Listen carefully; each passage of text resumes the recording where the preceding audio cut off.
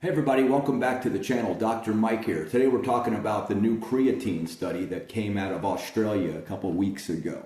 Okay, very interesting study. Let me just say there are hundreds, maybe thousands of studies that show that creatine is beneficial for the body, not just for muscle gains, but for performance gains, for the brain, for all kinds of things. So that's not the debate in this study. Okay, this study was strictly looking at the effects of creatine monohydrate on lean muscle gains. I don't know how they were measuring lean muscle. The gold standard is called a DEXA machine, which is a low dose x-ray, like a CAT scan. And that can tell you literally exacting amounts of fat, lean muscle, and bone. Okay, so I'll try and find out, maybe talk about it later, what they use to measure this. Anyway, here's how the study was designed. Okay, two groups. It was about 60 people. You got two groups divided randomly. The first group, for the first week, took nothing. Then after 1 week, on the 8th day, they began weight training. They trained for 12 weeks, 3 months. The second group started taking creatine monohydrate every day, 5 grams a day, and they did that for a week. Then they started to weight train. So you had a 1 week wash-in period followed by 12 weeks of weight training, 3 times a week. Here's what they found. Here was the interesting part of the study. The group who simply was the control group, that first week, no gains. The end of the study, they had gained a little over 4 pounds after a week of no supplementation and 12 weeks of working out. The second group, in that first week when they were loading the creatine, they gained about 1.1 pounds, about half a kilo. Then the following 12 weeks, they worked out, and they also gained about 4 pounds of muscle after the 12 weeks of working out. So what the study kind of shows is that the creatine did not contribute in a 12-week study to lean muscle gains. Now that's important. Lean muscle is different than lean body mass. Lean body mass, let's define that. Lean body mass is everything in your body other than fat. So you're talking about your organs, you're talking about your bones, you're talking about your circulatory system. Everything other than body fat is lean body mass, whereas muscle mass would be simply that, just the lean muscle in your body. Now again, I'm not sure how they were measuring this. I'll try and find out.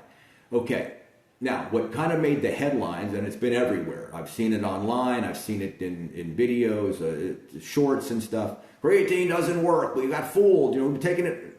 Absolute nonsense. Let's break it down, all right? And there are many reasons to take creatine beyond building muscle.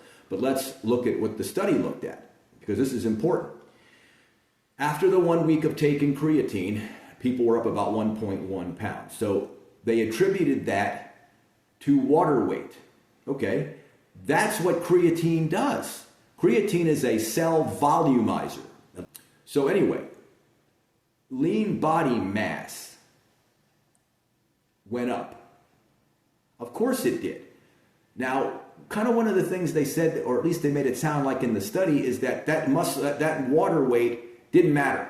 Okay, so it was water weight. That's not good. That's simply not true.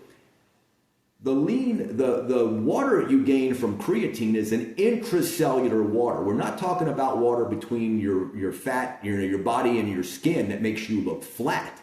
That's the stuff bodybuilders are trying to get rid of before the show. They take the diuretics to flush any extracellular water out. Intracellular water is vitally important to the body. 70% of your muscle is water. So it's no surprise that one of the things creatine does is increase intracellular muscle mass. The other 20 to 30% of your muscle is protein, and then there's some other stuff in there as well, a little bit of fat and some of the organics and everything. So think about that. So you're taking creatine because you want to be bigger.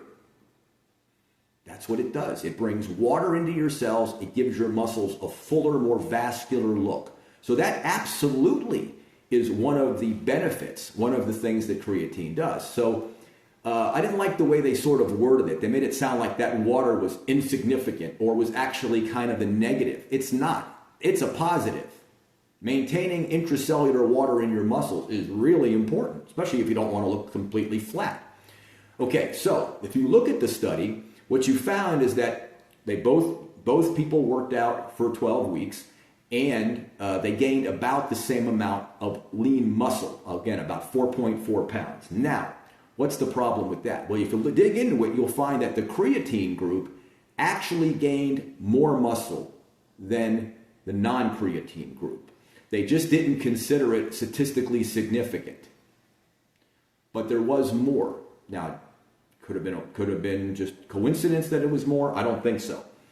What I want people to understand about this study and about creatine use is that building lean muscle is very difficult to do. If you can put on, at the same time you're trying to maintain fat, if you just overeat, you'll get bigger. Your muscles will get a little bigger, and of course your fat cells will get bigger. It's very difficult to do that.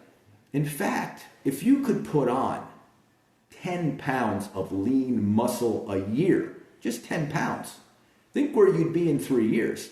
Imagine you're a skinny 150 and in 3 years you're a muscular 180. Bodybuilders would kill professionals to gain 10 pounds of lean muscle in 1 year. All right, now through dieting and all those types of things, they can put on 20, 30, 40, but a lot of that's fat. I'm talking about lean muscle. You know, you go to the bulking and then the cutting, which is not good for your health. So if you could put on 10 pounds of lean muscle in a year, even if, say, 3 of those were related to creatine, that would be significant because we all know how hard it is to put on quality lean muscle. So again, the distinction, lean body mass, everything other than fat. Lean muscle mass, just muscle. That showed an increase, but not a significantly large enough increase to be counted. Now, this was only a 12-week study. Building muscle is not easy to do. I think what you need to see is 2 things. A longer study. You can stay with 5 grams of creatine a day because in 1 month you'll be loaded, okay? But what you really need, because building lean muscle is so hard, the volumizing effects go away. You know, pretty much after a week or 2, the volumizing effects, after a month, certainly, after a month of taking creatine, you're fully loaded with creatine. You're going to get as much volumization as possible. Your cells are loaded. So we need to see a 6-month study, a 9-month study, a 1-year study, and then measure whether or not it's simply cell volumizing that occurs, and then after that there's no further benefit, or if after a year you're able to add 5 or 6 or 4, whatever, pounds of lean muscle, because creatine allows you to train harder. Creatine allows you to train a little longer.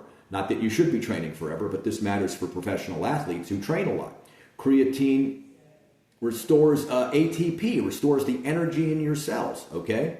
So it does a lot of things other than build lean body mass or lean muscle mass, okay? Has a lot of the brain, they're looking at it for all kinds of brain-related problems. The heart, older people need their creatine because they're eating, a lot of people eat less, they're not getting enough. Vegans need to be taking, vegans and vegetarians need to be supplementing with creatine, absolutely.